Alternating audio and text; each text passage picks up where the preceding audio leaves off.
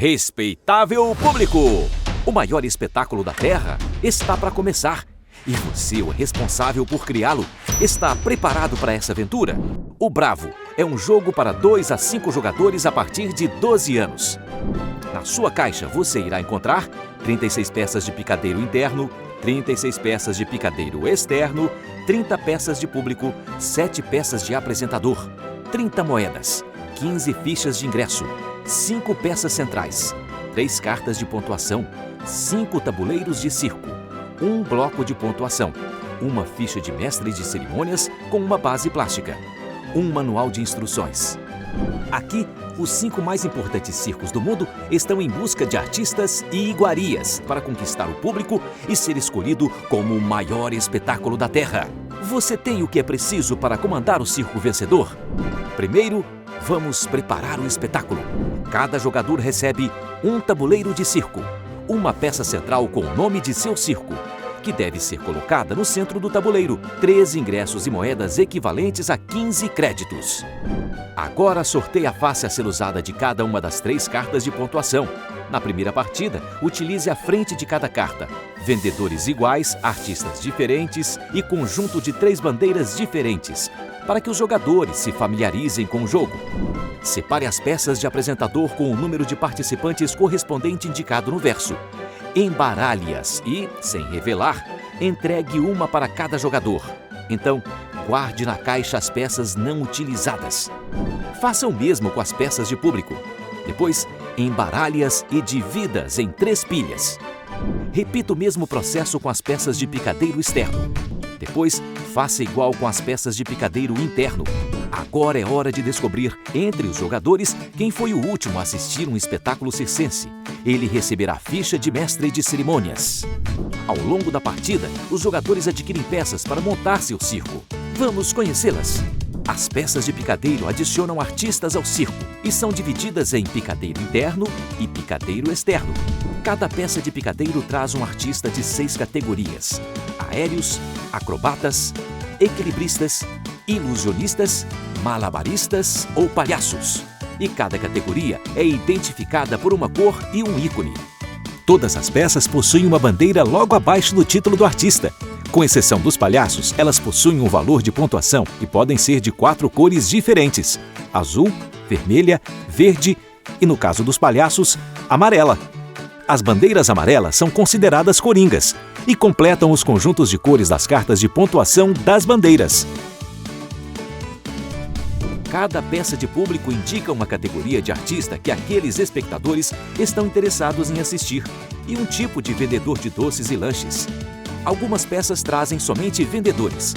Nesse caso, o pipoqueiro sempre estará acompanhado de um outro vendedor. Os palhaços não aparecem nas peças de público, pois possuem uma pontuação diferente dos outros artistas. No início do jogo, cada participante recebe uma peça de apresentador e a coloca no seu circo. O jogador mantém sua carta em segredo durante a partida, revelando-a somente no final para completar seu circo. Começando a partida. Cada rodada é dividida em 3 fases. Na primeira, em que cada jogador decide onde investir, o mestre de cerimônias escolhe um dos 3 formatos de peças e compra das respectivas pilhas uma quantia de peças equivalente ao número de jogadores mais 1. Ele só poderá escolher um formato que todos os jogadores possam encaixar em seu circo e deverá deixar as peças viradas para cima, visíveis na mesa. Na segunda fase, deve-se escolher um novo mestre de cerimônias. Para isso, o jogador sentado à esquerda do mestre de cerimônias atual escolhe um valor em créditos para ser oferecido como lance, ou passa a sua vez. Seguindo em sentido horário, cada jogador deve optar por passar a vez ou dar um lance, obrigatoriamente maior que o lance anterior. O mestre de cerimônias atual sempre será o último jogador a fazer essa escolha. O jogador que der o maior lance paga o valor declarado e recebe a ficha de mestre de cerimônias. Atenção! Não é permitido dar um lance que não possa ser pago.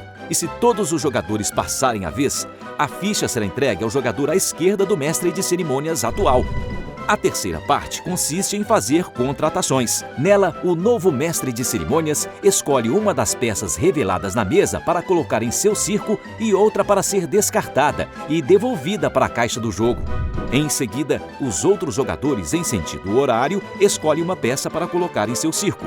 Assim, ao final da rodada, todos os jogadores devem ter o mesmo número de peças em seus circos. Após todos os jogadores posicionarem suas novas peças, uma nova rodada se inicia.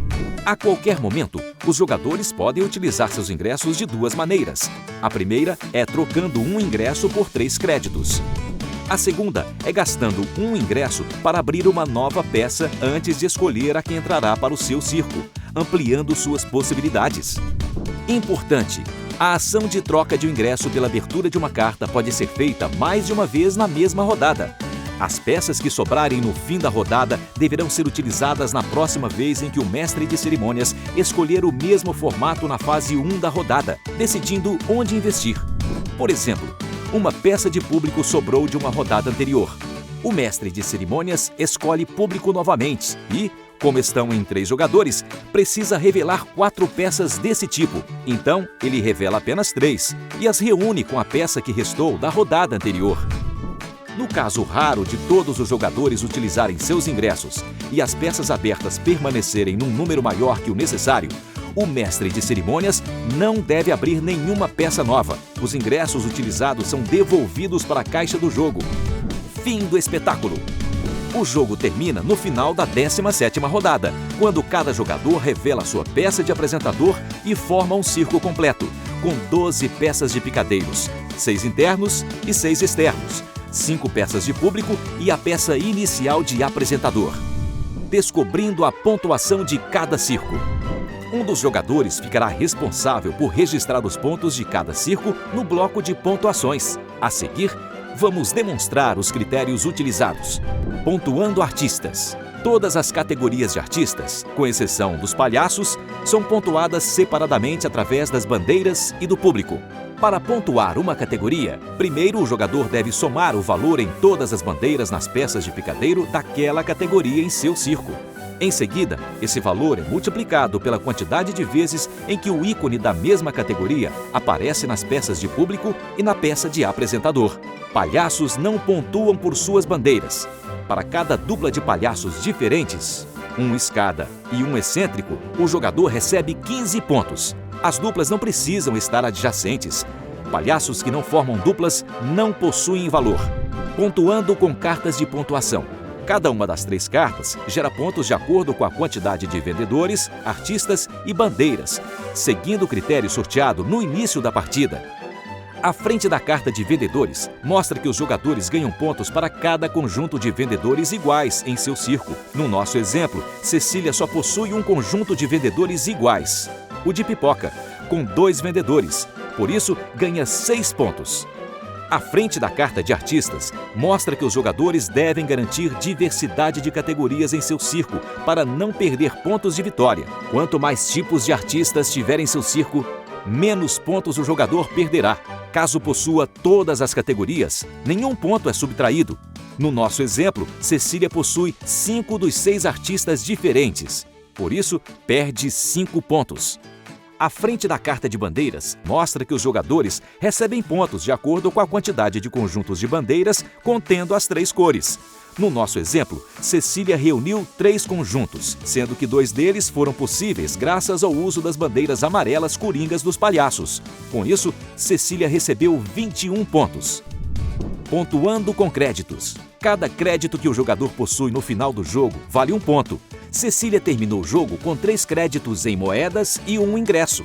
O ingresso é trocado por créditos, portanto, ela recebe 6 pontos no total. Definindo o vencedor. O jogador com mais pontos vence a partida. Em caso de empate, o jogador com mais créditos vence. Bravo! O maior espetáculo da Terra começa agora!